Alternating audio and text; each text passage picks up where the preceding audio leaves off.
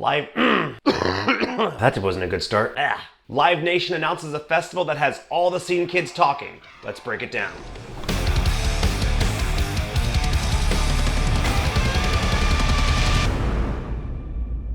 What's up, everybody? I'm Randy Rouillet. This is the Hardcore Breakdown, where we break down everything in the world of hardcore, punk, and alternative music. If you're new here, please subscribe to the channel. Smash that like button and leave a comment down below. We'd love to interact. Now, with all of that out of the way, let me set the stage. It was a Tuesday, and you were scrolling through your Facebook feed when you saw this. Is this Warped Tour? No, it's a festival called When We Were Young, and it's literally the soundtrack to your angsty teenage years that you, for some reason, have such a strong sense of nostalgia for.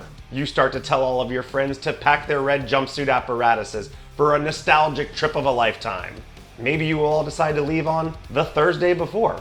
Who knows? But that was just the starting line. Then you begin to think about the amount of bands all competing for your attention over only a 12-hour period. But then the soothing sounds of Chris Caraba's voice begin to play in your head. And you think, well, if Warped Tour could do it, certainly this festival could pull it off.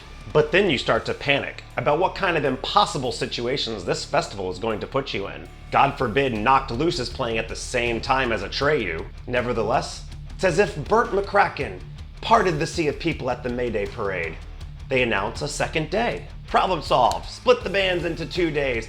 My decisions are not as difficult. Wait, what's that? It's the same lineup on both days, so they didn't solve anything? And I'm gonna have to buy another ticket? Whoa. And still worry about choosing between Silverstein and the Wonder Years? Okay, maybe I can take out a second mortgage or something. Suddenly, a festival that had you at the Hawthorne heights of excitement has left you neck deep in misery business as your senses fail you and you begin to inch closer towards acceptance, realizing this won't be a day to remember, or even the story of the year that you thought it would be, and I'm not okay. I promise. And unless you've been living under a rock the past few weeks, you certainly know about the When We Were Young festival taking place in Las Vegas later this year. And if you're anything like me, you're 6'1" and your name is Randy.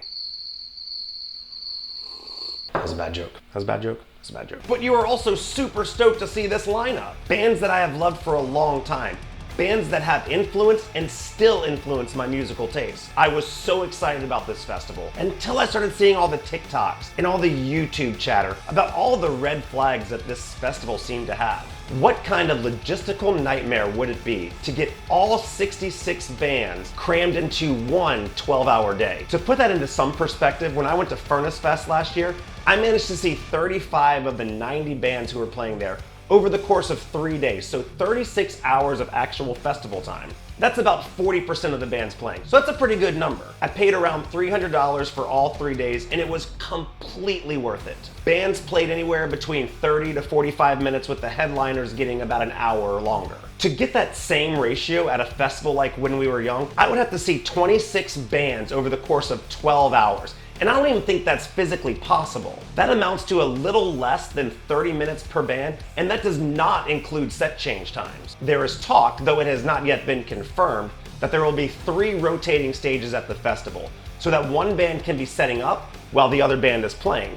And then when that band is finished, the next band can go on with very little downtime between sets. This would also mean that all the stages would have to be going at the same time, meaning there would be no time for you to get from one stage to the other to catch different bands. So you're essentially gonna have to camp out in front of one stage and catch every act at that stage while ignoring the rest of them. And I would personally hate that. What I love about festivals is the ability to get to pick and choose which bands you wanna see. And yes, I know you're not gonna be able to catch every act. That's at every festival. But I'm going to use Furnace Fest as an example again. They staggered the start time of each band at each stage by about 15 minutes. So feasibly, you could go from one stage to another and catch all 3 bands playing in that time slot. It worked out perfectly for me when I was able to go see about half of Motionless in White, then all but the last 2 songs of the Juliana Theory, and then make it back to the main stage for the last half of August Burns Red. I just don't see how you can make something like that happen at a festival like When We Were Young.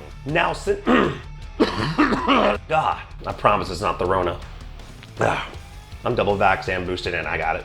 So I know it ain't that. So now they've added 2 extra days to this festival since the announcement. But they are not splitting the bands up evenly between those 3 days. Instead, they're going to have the same lineup all 3 days. And I see what they're doing here. 3 stages, 3 days. They are expecting you to buy tickets to all 3 days so that you can camp out in front of each stage during each of those days to catch all 66 bands. And look, don't get me wrong, the plan is kind of genius. But what on the surface looked like a $250 nostalgic trip of a lifetime is now a $750 albatross of a price before you even consider airfare, lodging, and meals in one of the most expensive cities in America. There are more red flags about this festival. There were rumors swirling that some bands didn't even know that they were on the bill until the festival was announced. The only real proof of this I found was from Royal and the Serpent's Facebook page, where they said that they were just as surprised as we were that they were playing that festival, and that they had apparently found out about it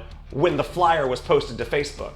I think another red flag for some people is that this festival is being put on by Live Nation, who were the promoters behind the infamous Astroworld Festival. Now, I'm not gonna get into who's to blame for that, whether it was Live Nation, the crowd, or Travis Scott. That's not my role here, but I'm saying that it is a concern for some people. The one thing that I will say is that bands in the hardcore community know how to watch out for their fans. They know how to toe the line between letting their fans have fun and also keeping them safe. I saw it firsthand at Furnace Fest with bands like Motionless in White, August Burns Red, Every Time I Die, and Anne Berlin. And hopefully the When We Were Young festival will attract a seasoned group of concert goers who also have that same mentality. So go, have the time of your life, stay safe. I don't think this is a scam. I just think there's a lot of logistics that they have not thought about. Maybe I'm wrong. Hopefully I will get proved wrong, and I hope that everyone who goes has a great time and can come back here later and say, you know what, Randy, you really missed out on this festival. So those are my thoughts on When We Were Young. What are yours? Do you plan on going, or are you content just to watch from the sidelines? Whatever you think, please leave a comment down below. I'd love to hear from you. And if you like this kind of content, please click that notification bell so you'll be alerted to every time I post a new video.